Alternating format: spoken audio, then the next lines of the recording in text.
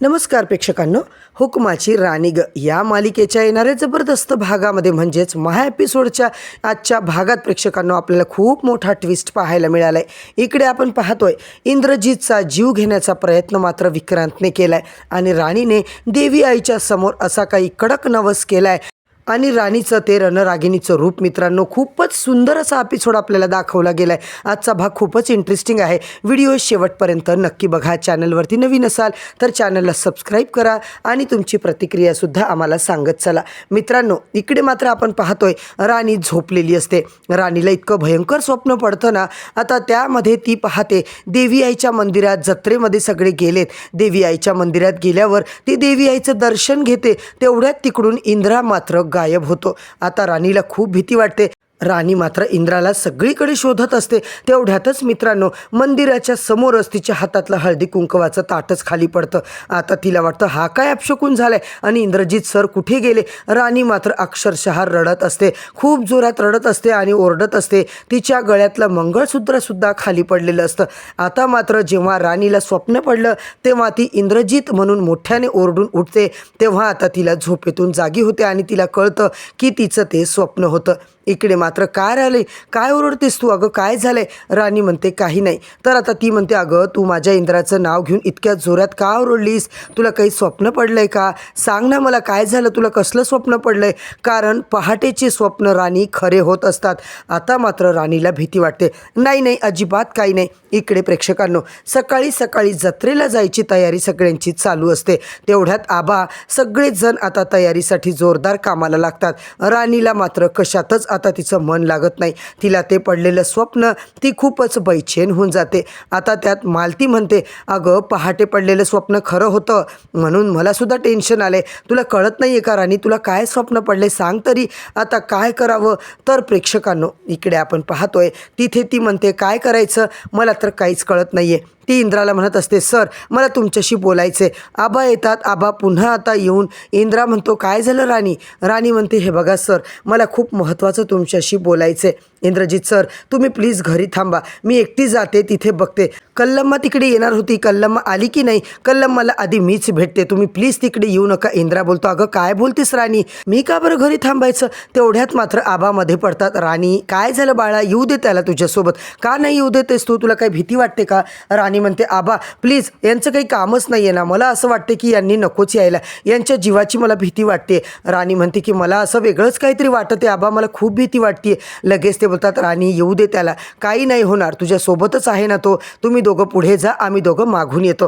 कारण आता तुम्हाला कल्लम्माला भेटायचं आहे ना, पटापट जा उशीर करू नका। इकडे कल्लम्माला भेटायचे असं आबा सांगतात। राणी इंद्रा तिकडून निघतात खरं आणि इकडे आल्या आल्याच आता इंद्रा होऊन जातो गायब। मित्रांनो विक्रांत मात्र आता राणीच्या समोर येऊन उभा राहतो आणि बस इकडे मात्र विक्रांतने आता इंद्रजितला गायब केले। राणीला तो धमक्या देत असतो, तुझं सौभाग्याचं लेणं, तुझा नवरा, तुझा इंद्रा आता जिवंत काही वापस येणार नाहीये। राणी बोलते तुम्ही कोण आहात असे बोलणारे, माझे इंद्रजित सर माझ्यापासून अजिबात लांब जाऊ शकतच नाहीत। तर इकडे विक्रांत मात्र बोलतो लांब जाऊ शकत नाही, अगं तो कायमचा ढगात गेलाय आता। राणी मात्र संतापून बोलते विक्रांत महाडिक तुम्ही जे बोलताय ना ते अजिबात कधी मी होऊ देणार नाहीये। इंद्रजित सर कायमचे ना माझ्या सोबतच असणार आहेत। तर आता विक्रांत मात्र जोरजोरात हसायला लागतो। मित्रांनो इकडे मात्र इंद्राला वाचवण्यासाठी राणीने जीवाची बाजी लावलेली असते आणि आजच्या जत्रेचा दिवस, देवी आईच्या इकडे आरतीचा दिवस, फक्त राणी आता सगळे प्रयत्न करत असते। इंद्रजितला सगळीकडे शोधत असते। इंद्रजित सर कुठे गेले, मंदिराच्या मागे जे काही पोते वगैरे असतात तिकडे ती बोलू लागते। इकडे मात्र विक्रांतचं लक्ष राणीवरच असतो आणि फायनली मात्र इंद्रा तिला दिसतो आणि त्या गुंडांची मात्र प्रेक्षकांनो राणी अशी काही धुलाई करते ना, जबरदस्त त्या गुंडांना चोप देते आणि आता त्यांचा जो मेन हेड बॉस असतो तो मध्येच आला, ही आता सुधारणार नाहीये, आता या इंद्रजितचे पाय बांधा आणि याला चांगलं मारूनच टाका। इंद्राला इतकं मारण्यात येतं ना, ते गुंड आता बोलत असतात जास्त वेळेला इथं ठेवणं आपल्याला खतरा आहे, याच्यापासून आपल्याला खूप धोका आहे, आता याला संपवून टाकायला पाहिजे, इथून याला हलवायला पाहिजे, नाहीतर खूप मोठा गोंधळ इथे होऊ शकतो। आता मात्र इंद्रजित सरांना चक्क पोत्यात घालून मित्रांनो त्याचा जीव घेण्याचा प्रयत्न करतात। इंद्रा पूर्णपणे बेशुद्ध झालेला असतो। आता राणीने त्या गुंडांना झोडपलेलं असतं, इंद्रजित सुद्धा त्यांना मारून मारून आता स्वतःच बेशुद्ध पडलेला असतो। विक्रांतने मात्र बंदूक बंदुकीने त्याला गोळी मारली आणि त्या क्षणी इंद्रा मात्र बेशुद्ध होतो. तर इकडे प्रेक्षकांनो आपल्याला काय दाखवलं जातं, इंद्रा बेशुद्ध झालाय. गुंड आता बोलत असतात याला इथून कसं करायचं आणि चक्क त्याला त्या पोत्यात घालून ते पोतं मंदिराच्या मागे आणून टाकतात. आता मात्र आपण पाहतोय इंद्रजित इकडे कुठे दिसत नाहीये. राणी सगळीकडे शोधाशोध करते. आता मात्र इंद्राला उचलून तिकडे जेव्हा टाकलं जातं त्या सरला शोधण्यासाठी राणी पूर्ण जत्रा फिरत असते. इंद्रजित मात्र तिला कुठेच सापडत नाही. राणी बघते इकडे तिकडे कुठल्या पोत्यात काही आहे का, तिला कुठेच काही दिसत नाही. इंद्राला मात्र तिकडे बांधून ठेवले. तिकडेच आता राणी नक्की पोचली आहे. तिला तिचं मन सांगत असतं की इंद्रजित सर इथेच असतील कुठेतरी. तिला आता रक्तसुद्धा पडलेलं दिसतं आणि दुसरीकडे मित्रांनो इंद्रा सापडत नाही म्हणून आता आबा इकडे मालती परेशान असतात. परंतु दादासाहेब अजित हे मात्र फिदी हसत असतात. मालतीचा राग आता एकदम अनावर होऊन जातो. ती डायरेक्ट विक्रांतची कॉलरच पकडते. काय रे, कुठे गेला माझ्या इंद्राला, काय केलंस तू, त्याला काहीही झालेलं नसेल. इंद्रा मात्र बोलतो तुम्ही काय बोलताय, मला तर स्वप्न पडले की तो जिवंत असणारच नाहीये म्हणून. आता मात्र मित्रांनो राणी बाहेर पडते. तिने असं काही रणरागिणीचं आता रूप धारण केलेलं असतं. गळ्यात माळ बांधलेली असते आणि रस्त्यात ती इंद्राची माळ तिला दिसते. राणी इंद्रजित सरांपर्यंत पोहोचते. सरांना पोत्यात बांधून ठेवण्यात आलं. गुंड त्या ठिकाणी पोहोचतात. राणीच्या डोक्यावर ते हल्ला करायला जातात आणि आता मात्र राणी त्यांची धुलाई करून टाकते. आता खरंच राणीने अशी काही धुलाई त्यांची केली आहे ना, असं काही रणरागिणीचं रूप धारण केलं आहे ना. इकडे मात्र दुर्गेचा अवतार तिने घेतला आहे. गुंडसुद्धा राणीला घाबरतात. बेदम राणी त्यांना धोडकून मोकळं करते आणि इकडे ते पळून जातात. आता मात्र इंद्रजितला राणीने अक्षरशः उचलून देवी आईच्या समोर आणून टाकलेलं असते. देवी आई, आज माझं सौभाग्य मला पाहिजे.